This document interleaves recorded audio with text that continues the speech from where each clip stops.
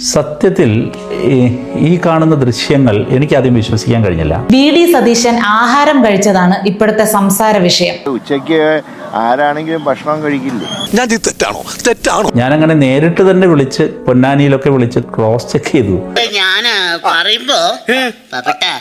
ഇങ്ങനെ ഔചിത്യമില്ലാതെ നമ്മുടെ മുഖ്യമന്ത്രി പെരുമാറുമോ എന്നതിനെ ഓർത്ത് എനിക്ക് ആദ്യം വിശ്വസിക്കാൻ പറ്റിയില്ല. ഒരിടത്ത് ഊണ് ഏർപ്പാട് ചെയ്ത് അവിടെ പോയിട്ട് ഊണ് കഴിച്ചു എന്നല്ലാതെ ഊണ് കഴിക്കുന്ന പോലും തെറ്റാണെന്നുള്ള അത് ഈ പറയുന്നത് വിഷയ ദാരിദ്ര്യത്തിന്റെ ഉദാഹരണമാണ്. എന്റെ വിചാരം മാറ്റാൻ ഞാൻ ഉദ്ദേശിക്കുന്നില്ല. സംസ്ഥാനത്ത് പലയിടത്തും വെള്ളക്കെട്ടുകളും വെള്ളപ്പൊക്ക ദുരിതവും മണ്ണിടിച്ചിലും ഒക്കെ ഉണ്ടായിക്കൊണ്ടിരിക്കുമ്പോൾ മുഖ്യമന്ത്രിക്ക് എങ്ങനെ ആഹാരം കഴിക്കാൻ കഴിഞ്ഞു?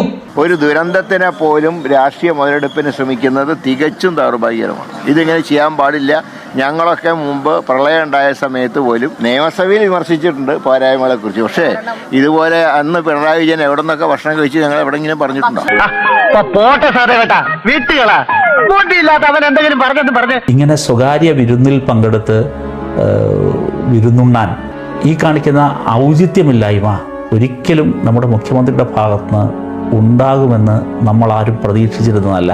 ഏതായാലും ഒരു ഭാഗ്യത്തിന് നിങ്ങൾ ഈ പറഞ്ഞ ദിവസങ്ങളിലൊന്നും ഞാൻ ഉച്ചഭക്ഷണം കഴിച്ചിട്ടില്ല. അതുകൊണ്ട് ഞാൻ രക്ഷപ്പെട്ടു. സീരിയസ് ആയിട്ട് വല്ലതും പറയുമ്പോൾ 2018-ലും 2019-ലും ഒക്കെ പ്രളയം ഉണ്ടായപ്പോഴും ചൂരൽമല ദുരന്തം ഉണ്ടായപ്പോഴും ഒക്കെ പിണറായി വിജയൻ കട്ട ഉപവാസമായിരുന്നല്ലോ. നെന്മീൻ പൊരിച്ചത് പോയിട്ട് തിരി ഗോതമ്പ് കഞ്ഞി പോലും അദ്ദേഹത്തിന്റെ തൊണ്ടേന്ന് ഇറങ്ങിയിട്ടില്ലെന്നാ പറഞ്ഞു കേൾക്കുന്നത്. ഈ കാണിക്കുന്ന ഔചിത്യമില്ലായ്മ ഒരിക്കലും നമ്മുടെ മുഖ്യമന്ത്രിയുടെ ഭാഗത്തുനിന്ന് ഉണ്ടാകുമെന്ന് നമ്മൾ ആരും പ്രതീക്ഷിച്ചിരുന്നതല്ല. മുൻ മാതൃകകൾ അങ്ങനെയല്ല. ജനങ്ങൾ വെള്ളപ്പൊക്കത്തിന് ദുരിതം അനുഭവിക്കുന്ന സമയത്ത് സാറേ ഭക്ഷണം എടുക്കട്ടെ എന്നൊരു ജോലിക്കാരൻ ചോദിച്ചതിന്റെ പേരിൽ അയാളെ പിരിച്ചുവിട്ട ആൾ പോലും ആയിരുന്നു അത്രേ ഇന്നത്തെ പ്രതിപക്ഷ നേതാവ്. സൽക്കാരങ്ങൾക്കൊന്നും പിന്നെ അങ്ങേര് പോയിട്ടേ ഇല്ല. മലയോര മേഖലയിലെല്ലാം ഭക്ഷണ സാധനങ്ങൾ ഉൾപ്പെടെ ലഭിക്കാത്ത സാഹചര്യമില്ല. എന്തെങ്കിലും ഒരു തീരുമാനം കേരളത്തിന്റെ മന്ത്രിസഭയുടെ ഭാഗമായി ജനങ്ങളോട് പറഞ്ഞോ? അദ്ദേഹത്തിന്റെ ഇന്നലത്തെ പരിപാടികൾ മുഴുവൻ സ്വകാര്യ പരിപാടികളായിരുന്നു. ആ സ്വകാര്യ പരിപാടികൾ നടക്കുന്ന ജില്ലകളിൽ പോലും റെഡ് അലർട്ടാണ്. ഇവിടെ ഇപ്പൊ സതീശൻ കുറച്ച് ആഹാരം കഴിച്ചതാണല്ലോ പ്രശ്നം. ചൂരൽമല ദുരന്തം നടന്ന സമയത്ത് അമേരിക്കയിൽ സുഖചികിത്സയ്ക്ക് പോയ ഒരു മുഖ്യമന്ത്രി നമുക്കുണ്ടായിരുന്നല്ലോ. 10 കൊല്ലത്തെ ദുരിതകാലം ചാകര പോലെ കണ്ട സഖാക്കളാണ് ഈ സംസാരിച്ചുകൊണ്ട് നടക്കുന്നത്. മുൻ മാതൃകകൾ അങ്ങനെയല്ല.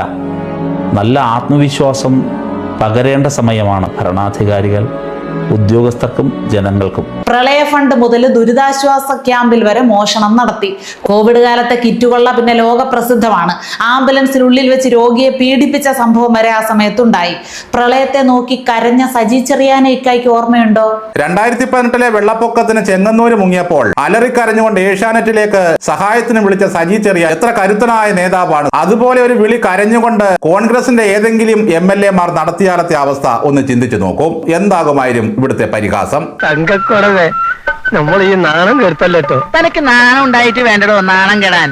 നാണം കെട്ടവനെ. സതീശൻ എന്ത് കഴിക്കുന്നു, എപ്പോ കഴിക്കുന്നു, എത്ര കഴിക്കുന്നു, എവിടെ എത്ര പ്രാവശ്യം ബാത്റൂമിൽ പോകുന്നു, ഇതൊക്കെ നോക്കലാണ് സഖാക്കളുടെ ഇപ്പോഴത്തെ പണി. ചുവന്ന പരവതാനി വിരിക്കാതെ പാദങ്ങൾ എടുത്തു വെക്കാതിരുന്ന, ലിഫ്റ്റ് ഇല്ലാത്ത ബസ്സിൽ മൂലം ഉറപ്പിക്കാതിരുന്ന ഒരു മുഖ്യമന്ത്രിയുടെ കാലത്ത് ഇവരുടെ എല്ലാവരുടെയും വായിൽ പഴമായിരുന്നു എന്ന് ഇതിനാൽ എല്ലാവരെയും അറിയിച്ചു കൊള്ളുന്നു. നിനക്കൊക്കെ 2 പോത്തിനെ മേടിച്ചിട്ട് പാടത്ത് പൂട്ടാൻ പൊക്കുറ മലമങ്കി. നല്ല ആത്മവിശ്വാസം പകരേണ്ട സമയമാണ് ഭരണാധികാരികൾ, ഉദ്യോഗസ്ഥർക്കും ജനങ്ങൾക്കും. ഈ കാണുന്ന അനൗചിത്യം ഇനി ഉണ്ടാകരുത്. ഇന്ന് ഇതിനു പുറമേയും മറ്റു ചില സ്വകാര്യ പരിപാടികൾ, നേരത്തെ നിശ്ചയിച്ചിരുന്ന പരിപാടികളിലൊക്കെ ആയിരുന്നു കേരളത്തിന്റെ മുഖ്യമന്ത്രി എന്നാണ് അറിയാൻ കഴിഞ്ഞത്. ഈ അറിവ് എവിടുന്ന് കിട്ടി? പത്രത്തിൽ നിന്ന് അടിച്ചു മാറ്റിയതാ. എന്തായാലും ഇത് നിരാശാജനകമാണ്. എല്ലാ കാര്യങ്ങളും മാറ്റിവെച്ച് അദ്ദേഹം ദുരന്തമുഖത്ത് സജീവമാകാൻ ഇനിയെങ്കിലും കേരളത്തിന്റെ മുഖ്യമന്ത്രി തയ്യാറാകണമെന്ന് വിനീതമായി അഭ്യർത്ഥിക്കുകയാണ്. അല്ല, പാർട്ടി എന്തുകൊണ്ട് തോറ്റു എന്ന് ചോദിച്ചാൽ ജനങ്ങൾക്ക് തെറ്റുപറ്റിയെന്ന് ഇപ്പോഴും വിചിത്രമായി ന്യായീകരിച്ചു കൊണ്ടിരിക്കുന്ന ഐറ്റങ്ങളിൽ നിന്ന് നമ്മൾ കൂടുതലൊന്നും പ്രതീക്ഷിക്കേണ്ട. PM ശ്രീ പദ്ധതിയെ 3 മാസം മുൻപ് വരെ ന്യായീകരിച്ച് മെഴുകി നടന്ന മഹാന്മാരാ. ഇങ്ങനെ ഔചിത്യമില്ലാതെ നമ്മുടെ മുഖ്യമന്ത്രി പെരുമാറുമോ എന്നതിനെ ഓർത്ത് എനിക്ക് ആദ്യം വിശ്വസിക്കാൻ പറ്റിയില്ല. ഔചിത്യം എന്ന വാക്കിന്റെ അർത്ഥം ഉചിതമായത് എന്നാണിക്ക. ഇവിടെ മഴ തുടർച്ചയായിട്ട് പെയ്തു, പലയിടങ്ങളിലും വെള്ളം കയറി. വേണ്ട നിർദ്ദേശങ്ങൾ ബന്ധപ്പെട്ട വകുപ്പുകൾക്ക് അപ്പോഴപ്പോൾ മുഖ്യമന്ത്രി കൈമാറി. പിന്നെ സതീശന്റെ ഭാഗത്തു നിന്നുണ്ടായ ഒരു ഔചിത്യമില്ലായ്മയുണ്ട്, നാട്ടുകാരെ പേടിപ്പിച്ചില്ല എന്നതാ അത്. 10 കൊല്ലം പ്രളയവും ദുരന്തങ്ങളും ഒക്കെ PR ചെയ്ത് മുതലാക്കിയവർക്ക് VD സതീശൻ അങ്ങനെയൊന്നും ചെയ്യാത്തതിലുള്ള പ്രയാസം നല്ലതുപോലെ ഉണ്ട്. എന്തായാലും പ്രളയ ഭീഷണി നേരിടുന്ന എല്ലാ മണ്ഡലത്തിലും അവിടുത്തെ UDF MLA-മാർ ചുറുചുറുക്കോടെ വെള്ളത്തിലും കരയ്ക്കുമായി ഉണ്ട്. പക്ഷേ പണ്ടത്തെ PR വർക്കിന്റെ എഫക്റ്റുകളൊന്നും വേണ്ടത്ര വരുന്നില്ല എന്ന് മാത്രം. ഇപ്പൊ പിണറായി വിജയനായിരുന്നു മുഖ്യമന്ത്രിയെങ്കിൽ ഒരു ദിവസം 4 പ്രാവശ്യമെങ്കിലും വാർത്താ സമ്മേളനം നടത്തി ആദ്യം ജനങ്ങളെ ഭീതിയിലാഴ്ത്തും. ആ ഭീതിയിൽ നിന്ന് രാഷ്ട്രീയ നേട്ടം ഉണ്ടാക്കും. ഇതാ ഒരു മഹാദുരന്തത്തിൽ നിന്ന് പിണറായി വിജയൻ ഒറ്റയ്ക്ക് കേരളത്തെ രക്ഷിച്ചിരിക്കുന്നു എന്ന രീതിയിൽ കാര്യങ്ങളെ വരുത്തി തീർക്കും. അതങ്ങനെ വരൂ, അതങ്ങനെ സംഭവിക്കൂ. പ്രളയവും കോവിഡും വന്നപ്പോൾ മറ്റുള്ളവരെല്ലാം മാറ്റി നിർത്തി ഞങ്ങളാണ് ഈ നാടിന്റെ രക്ഷകർ എന്ന് പറഞ്ഞുകൊണ്ടാണ് DYFI പിടിമുറുക്കിയത്. ഒരർത്ഥത്തിൽ തുടർഭരണത്തിലേക്ക് നയിച്ച ഒരു PR വർക്ക് ആയിരുന്നു അത്. മുൻ മുഖ്യമന്ത്രിയുടെ കാലത്ത് എത്രയോ ജനങ്ങളാണ് പ്രളയത്തിൽ മരണപ്പെട്ടത്. പണ്ട് നിപ വന്നപ്പോൾ ഇവിടുത്തെ സാഹചര്യം എന്തായിരുന്നു? റോഡ് മാപ്പ്, ഭീതി, വാർത്താ സമ്മേളനങ്ങൾ. ഇപ്രാവശ്യവും നിപ വന്നു. ഡോക്ടർമാരെല്ലാം കൃത്യമായിട്ട് കൈകാര്യം ചെയ്യേണ്ടതുപോലെ കൈകാര്യം ചെയ്തു. സർക്കാർ ആവശ്യമായ നിർദ്ദേശങ്ങൾ കൊടുത്തു. വന്നതുപോലെ നിപ പോയില്ലേ?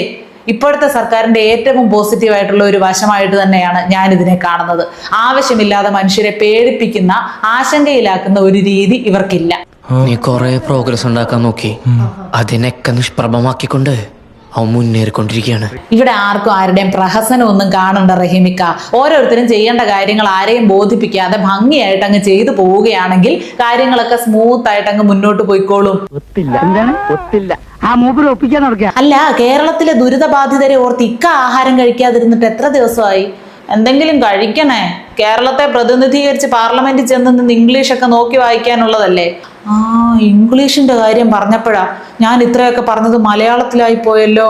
ഇംഗ്ലീഷ് ഭാഷ മാത്രമല്ലേ ഇക്കയ്ക്ക് വശമുള്ളൂ. അതും ഇക്കയ്ക്ക് മനസ്സിലാകുന്ന തരത്തിലുള്ള പ്രത്യേക ഇംഗ്ലീഷ് പറയുകയും വേണം. അതായത് റഹീമിക്ക, can you the food of you eat or not eat? You please eat at least a rice and a coconut chammanthi ഇക്ക, പ്ലീസ്.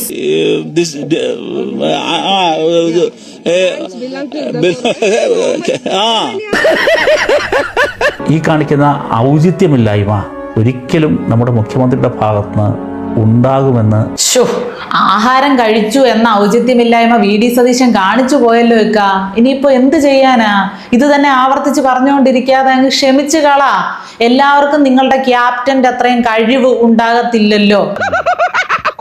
മഴ പെയ്യുമ്പോൾ മുഖ്യമന്ത്രി ആഹാരം കഴിക്കാതിരുന്നാലേ വെള്ളപ്പൊക്കം ഉണ്ടാകാതിരിക്കുകയുള്ളൂ എന്ന് സതീശൻ അറിയത്തില്ലായിരുന്നു. ഇത്തരം അമൂല്യമായ അറിവുകൾ നിങ്ങൾ പങ്കുവെക്കുമ്പോഴല്ലേ അദ്ദേഹവും മനസ്സിലാക്കുന്നത്. ഇനി ആവർത്തിക്കൂല കേട്ടോ. പിന്നെ ഇപ്പൊ വ്യാപകമായിട്ട് സഖാക്കൾ പ്രചരിപ്പിച്ചുകൊണ്ടിരിക്കുന്ന മറ്റൊരു സംഭവമാണ്, കുറെ ശോക ബാക്ക്ഗ്രൗണ്ട് മ്യൂസിക് ഇട്ടിട്ട് ആ തിരക്കിനിടയിൽ അമ്മയുടെ കൈവിട്ടുപോയ കുട്ടി അമ്മയെ തിരയുന്നത് പോലെ കേരളം ഇന്ന് ആ മനുഷ്യനെ തിരയുകയാണ്, പിണറായി വിജയനെ. അതിനേക്കാൾ നല്ലത് എന്റെ ശവം എടുക്കണതല്ലേ. പിണറായി വിജയനെ മാതൃകയാക്കണമെന്ന് പറഞ്ഞുകൊണ്ട് സകല കമ്മികളും കരഞ്ഞു വിളിക്കുകയാണ്. എന്റെ പൊന്നോ, ഓർമ്മിപ്പിക്കല്ലേ അത്. അങ്ങനെ ഒരു മാതൃക ചിന്തിക്കാൻ പോലും കഴിയില്ല ഇനി കേരളത്തിന്. ഇയാളെ ഇനി നമ്മൾ വിശ്വസിക്കൂല. കള്ളെ, കാട്ടുകളെ. ഇതൊക്കെ പടച്ചു വിടുന്നവന്മാർക്ക് ഒരു ഉളുപ്പില്ല എന്ന് അറിയാൻ വയ്യാത്തത്. ആ ചൂരൽമലയിലെ ദുരന്ത ബാധിതരിൽ എത്ര പേർക്ക് വീട് കിട്ടിയെന്ന് ഈ സമയത്ത് അന്വേഷിക്കാമായിരുന്നല്ലോ കമ്മികളെ. പിണറായി വിജയൻ ഇല്ലെങ്കിൽ കേരളം ഇല്ല എന്നതുപോലെയുള്ള വാഴ്ത്തുപാട്ടുകൾ VD സതീശൻ ഇപ്പൊ ഇറക്കാത്തതിന്റെ പ്രശ്നമാണ് സഖാക്കൾക്ക്.